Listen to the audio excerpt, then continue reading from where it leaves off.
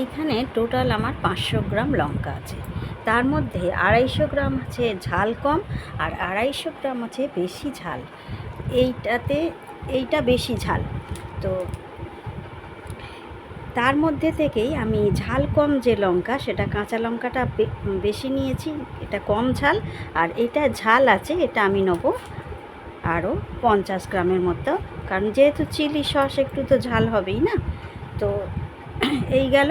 আর এইটা হচ্ছে ঝাল বেশি, আর এইখানে বলেছি ঝাল কম। এই ঝাল কম যে কটা পাকা লঙ্কা পেয়েছি সেটাও এর সাথে নিয়ে নেব।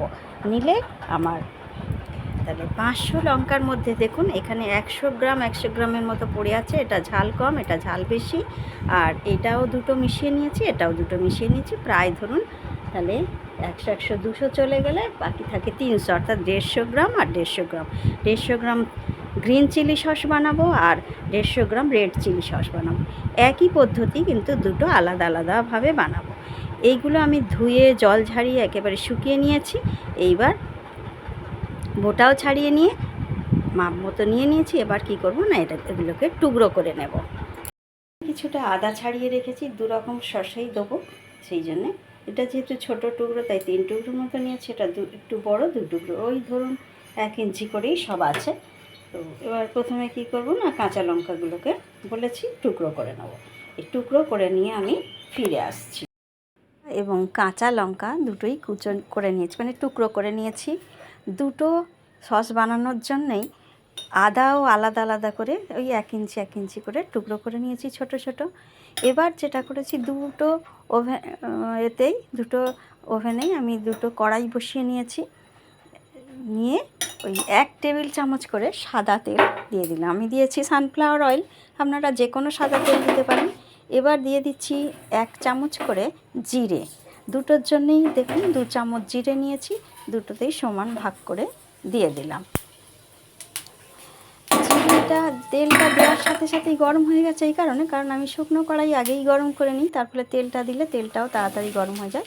এবার দুটো কড়াইতে দুটো লঙ্কা ঢেলে দেব, দিয়ে ভালো করে মিশিয়ে নেব জিরের সাথে। তারপরে বাকি যে ইনগ্রিডিয়েন্টসগুলো দিচ্ছি দেখতে থাকুন। আদা দেব, লবণ দেব, এগুলো দিয়ে তারপরে 2-3 চামচ বা 4 চামচ, বেশি জল দেবেন না, এরকম জল দিয়ে ভালো করে নেড়ে চাপা দিয়ে দেবো, যাতে লঙ্কাগুলো নরম হয়ে যায়। দেখুন দুটোতেই আদা কুচি দিয়ে দিলাম। এবার মিশিয়েও নিচ্ছি। জিরে আদা দেওয়া হয়ে গেল, লঙ্কা দেওয়া হয়ে গেল, বাকি রইল লবণ দিতে।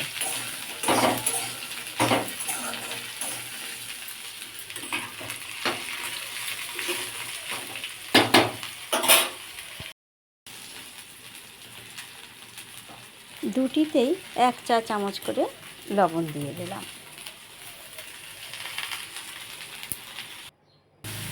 লবণগুলো মিশিয়ে নিয়ে এবার 4 চামচ করে জল দিয়ে দেবো।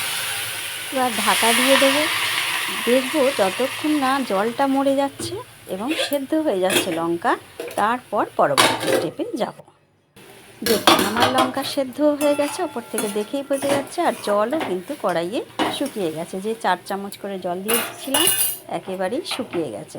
এবার গ্যাস অফ করে দিলাম। দিয়ে কি দেবো না, চিনি 4 চামচ করে চিনি দেব।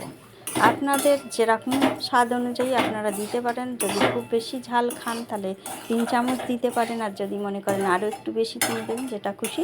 আমি 4 টেবিল চামচ করে চিনি দিয়েছি। আর কোনো জল দেবেন না, গ্যাস অফ করে দেবেন চিনি দিয়ে, বা চিনি দেবার আগেই গ্যাসটাকে অফ করে দেবেন। দিয়ে চিনিটা ভালো করে মিশিয়ে আবার ঢাকা দিয়ে রাখবেন। এই চিনি গলে গিয়ে যে রসটা বেরোবে তাতেই টেস্ট করা হবে। আর টেস্ট করার সময় আমরা সিরকা বা ভিনিগার, যেটা সাদা হোয়াইট ভিনিগার, সেটা তো ব্যবহার করবই। ভিনিগার দিয়েই পেস্ট করবো। আর চিনির রস যা বেরোবে। একটুও জল দেবেন না, জল না দিলে সারা বছর সংগ্রহ করে রাখা যাবে। দেখুন কতটা রস বেরিয়েছে, চিনি গলে গিয়ে এটাতেই পেস্ট হয়ে যাবে। এটা একেবারেই নিরামিষ করেছি আমি, না রসুন না পেঁয়াজ আর না কোনো আলু দিয়েছি। তার সত্ত্বেও এই চিলি সসটা এত সুন্দর হবে, দেখে নেবেন। সাথে থাকুন, দেখতে থাকুন, কারণ আমি এভাবেই প্রত্যেকবার চিলি সস তৈরি করে নিই।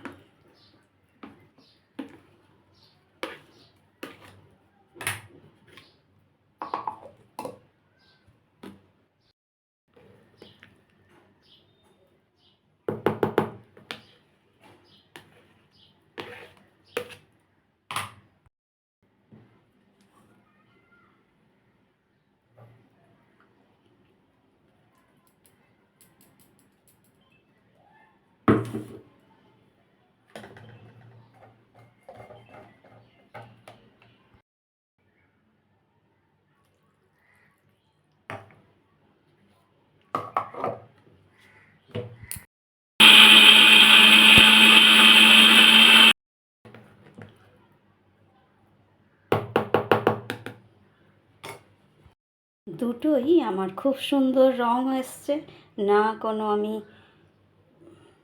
কাশ্মীরি রেড চিলি দিয়েছি, না রং দিয়েছি, কিছুই না, একেবারে অরিজিনাল কালার। সবুজটার সবুজ কালার আর লাল লঙ্কাটার লাল কালার এসেছে। এইভাবে যদি আপনারা সস তৈরি করেন, চিলি সস, তাহলে সারা বছর রেখে খেতে পারবেন। আর আমি এই যে সসটা তৈরি করেছি, এটায় কোনো না পেঁয়াজ, রসুন, আলু কিচ্ছু দিইনি, একেবারে সম্পূর্ণ নিরামিষ। এবং কি কি দিয়ে করলাম সেগুলোও আপনাদের দেখিয়ে দিয়েছি। আর পেস্টটাও এতটা মোলায়েম হয়েছে যে ছাঁকার পরও আমার কোনো দানা বা ছিবড়ে কিচ্ছু বেরোয়নি। যদি আপনাদের বেরিয়েও থাকে সেটা ফেলে দেবেন না, তরকারিতে ব্যবহার করে নেবেন। দুটোই আমি ছেঁকে নিয়েছি। এবার দুটো সসের শিশি রেখেছি, এটায় দেবো গ্রিন চিলি সস আর এটায় রেড চিলি সস ভরে। আপনারা বাইরেও রাখতে পারেন, তবে আমি নর্মাল ফ্রিজেই রেখে দিই সারা বছর। বাইরে থেকে বেশি দামে কেনার থেকে এইটা করে নেওয়া ভালো, এবং উপবাসের দিনেও খেতে পারবেন। আর বিশেষ করে যারা পেঁয়াজ রসুন খান না তারাও খেতে পারবেন। বাইরে থেকে কিনলে কিন্তু সেটায় বেশিরভাগ ক্ষেত্রেই পেঁয়াজ রসুন দেওয়া থাকে, আলু দেওয়া থাকে। আমাদের কিন্তু এটা একেবারেই খাঁটি। এজন্যেই কিছুটা ঝাল লঙ্কা দিয়েছি আর কিছুটা ঝাল কম লঙ্কা দিয়েছি দুটোতেই। তাহলে বন্ধুরা, আমার রেসিপি যদি আপনাদের ভালো লেগে থাকে তাহলে অবশ্যই লাইক কমেন্ট শেয়ার করবেন, আর সাবস্ক্রাইব করে পাশে থাকা বেল আইকনটা প্রেস করতে একেবারেই ভুলবেন না। তাহলে আমি যা যা ভিডিও আপলোড করব তার নোটিফিকেশান আপনাদের কাছে চলে যাবে এবং আপনারা তা দেখতে পাবেন।